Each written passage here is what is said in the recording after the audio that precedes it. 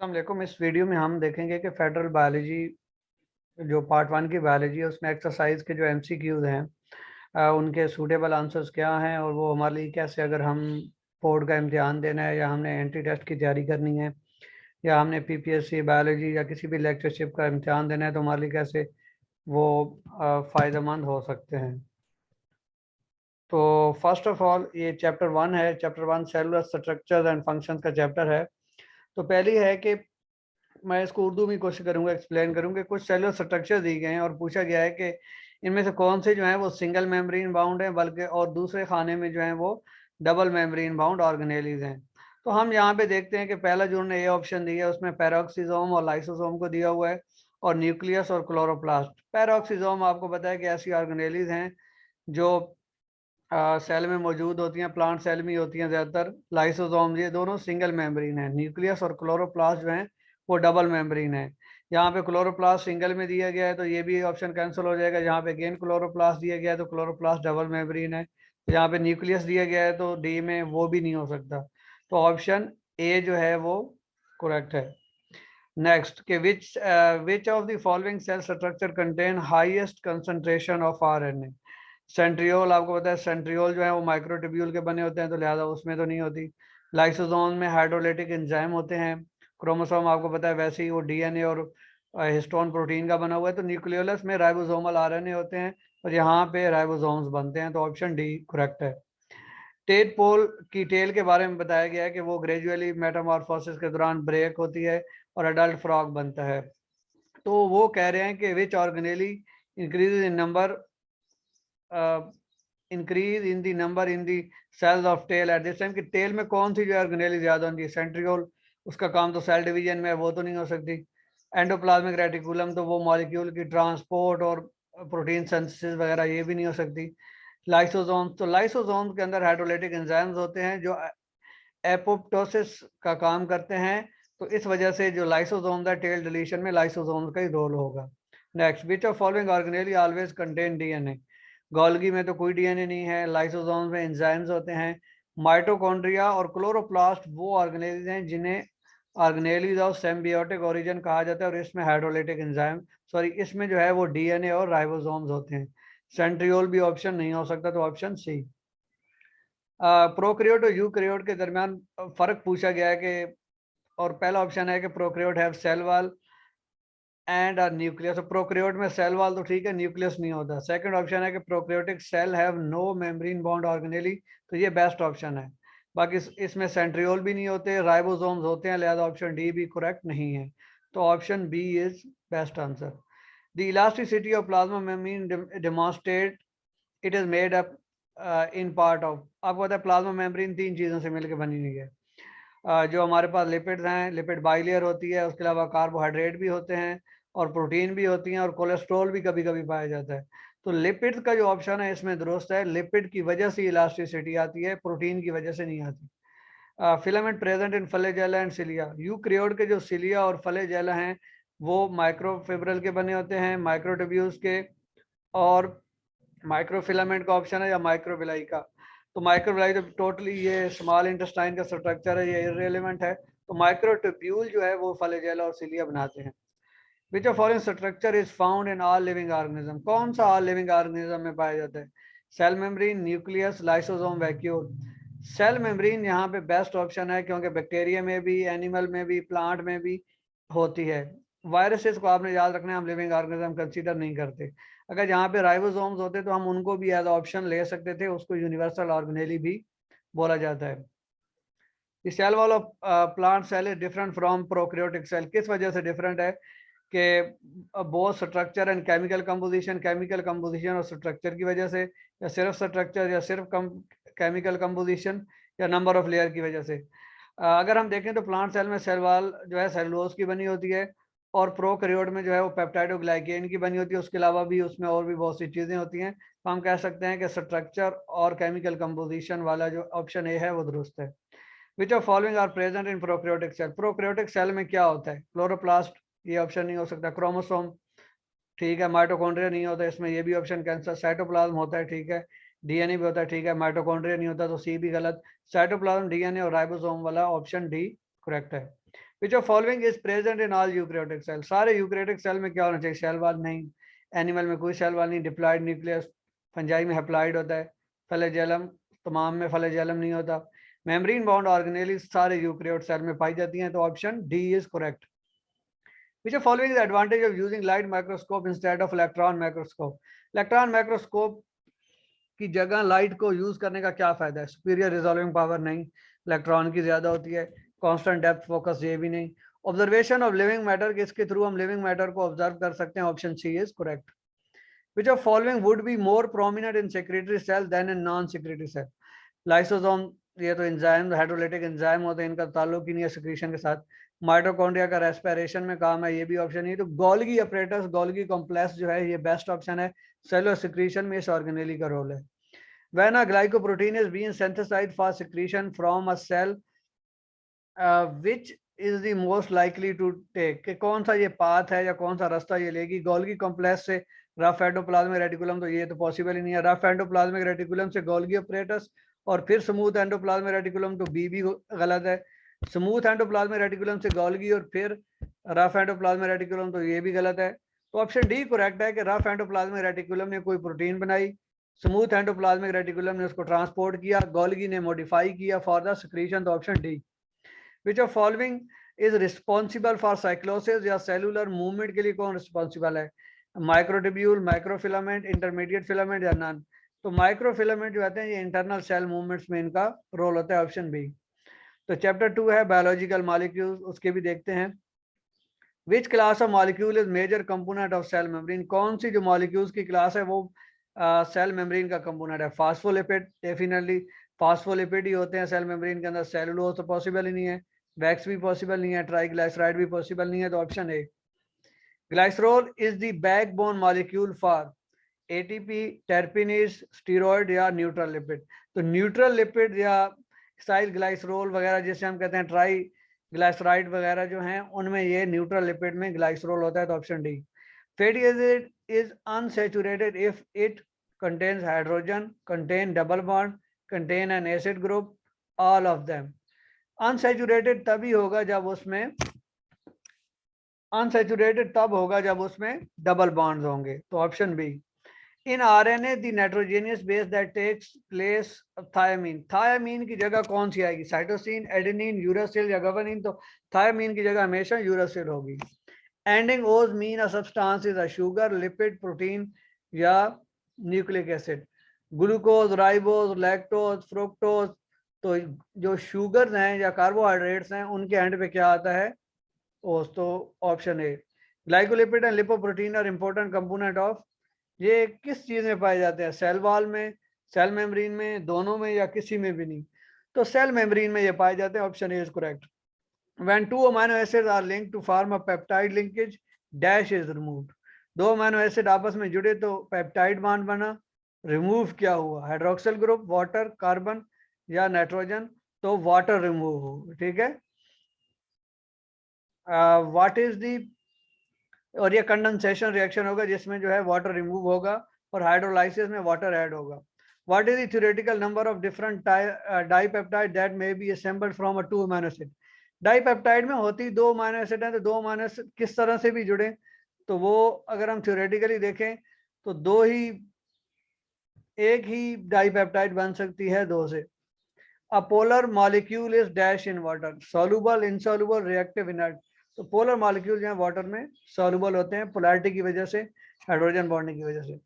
Which statement is correctly describe a property of water, के a relative large amount of heat is needed to increase its temperature, बिल्कुल heat capacity की बात हो रही है। At normal room temperature its molecules are bound by ionic bond, water में ionic bond होता ही नहीं है। The highest density of water occur below its freezing point, 4 degree centigrade पे होती है, ये भी गलत है। Water solvent for non polar, ये भी गलत है, तो ऑप्शन ए जो है वो करेक्ट है। Estrogen, vitamin D and cholesterol are all example of glycolipid, lipoprotein, terpenes या स्टीरॉइड, ये सारी स्टीरॉइड की एग्जांपल है। Which term include all of the other, इसमें बाकी टर्मिनोलॉजीज आ जाती हैं, तो मोनोसेक्राइड, स्टार्च, पॉलीसेक्राइड, ये सारे कार्बोहाइड्रेट हैं, तो ऑप्शन ए की तरफ हम जाएंगे।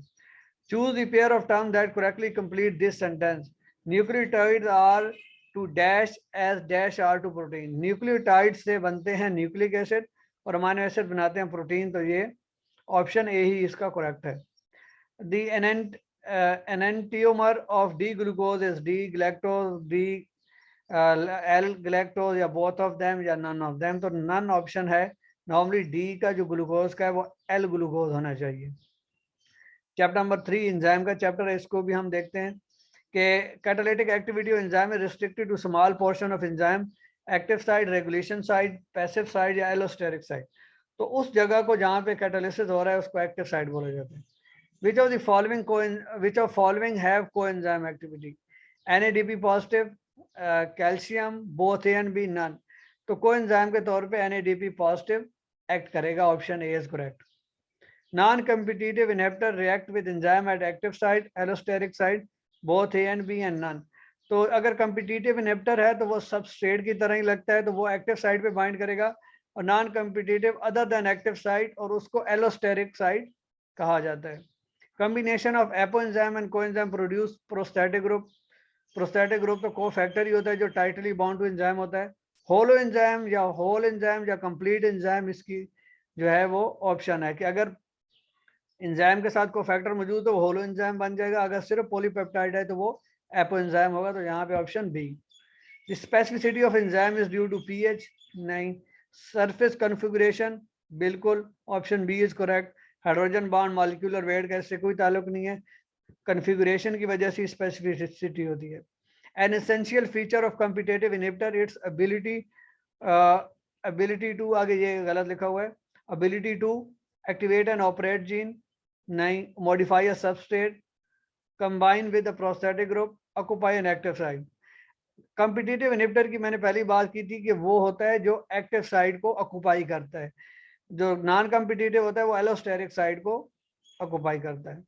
Reaction rate of salivary amylase की बात हो रही है कि स्लाइवरी एमाइलेज का जो रिएक्शन है स्टार्च के साथ डिक्रीज होता है जब क्लोराइड आयन की कंसंट्रेशन डिक्रीज हो जाए। तो इसका मतलब है कि हम कह सकते हैं कि एलोस्टेरिक इनहिबिटर है, नहीं। कोफैक्टर है, बिल्कुल, हम कह सकते हैं कि जो क्लोराइड आयन है वो कोफैक्टर के तौर पे काम करते हैं, क्योंकि जब वो होते हैं तो रिएक्शन तेज हो जाता है, जब वो नहीं होते तो रिएक्शन स्लो हो जाता है। How does an enzyme increase the rate of reaction? Enzyme rate of reaction कैसे इंक्रीज करता है? बाय ब्रिंगिंग रिएक्टिंग मॉलिक्यूल या substrate into precise orientation, option A.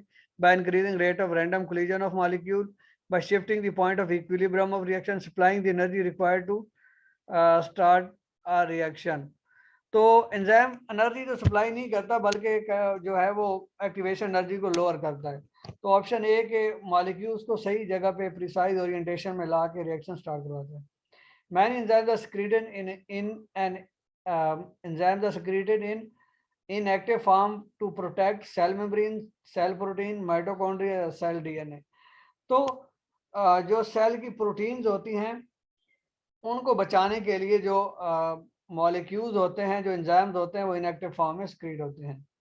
एरिप्सन is an example of carbohydrate, protease, lipase and nucleus. Erepsin जो है वो dipeptide है और dipeptide को अमीनो एसिड में कन्वर्ट करता है, तो प्रोटीएज है।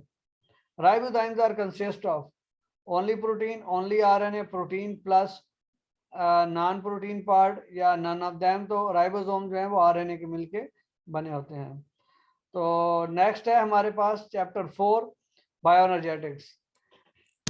ये एक बात उसने की है कि removal of source of carbon dioxide from photosynthesising chloroplast result in rapid changes in the concentration of certain chemical. के कार्बन डाइऑक्साइड की कंसंट्रेशन हमने रिमूव कर दी, तो वो सोर्स रिमूव कर दिया तो कुछ चीजें कम होना शुरू हो जाएंगी, तो कौन सी होंगी?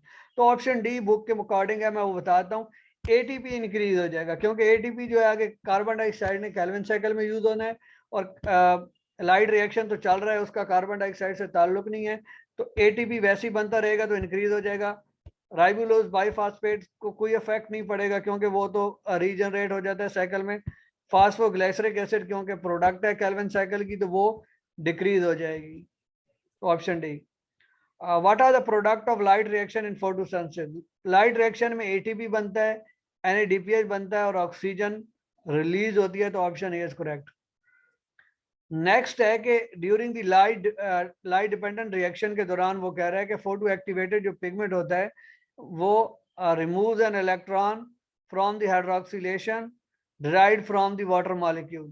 The fate of hydroxyl radical is that कि जो इलेक्ट्रॉन होल क्रिएट हुआ है, जो वाटर आगे वाटर का हाइड्रोलाइसिस उसको फिल कर रहा है, तो वो जो हाइड्रोक्सल आइन है उसका क्या फेट होगा? आपको पता है हाइड्रोजन आइन तो NADP पॉजिटिव के पास चले जाएंगे, तो वाटर जो है वो ऑक्सीजन बनाएगा और आगे जो है वो फ्री रेडिकल जो है वो हाइड्रोजन की फॉर्म में रिलीज करेगा।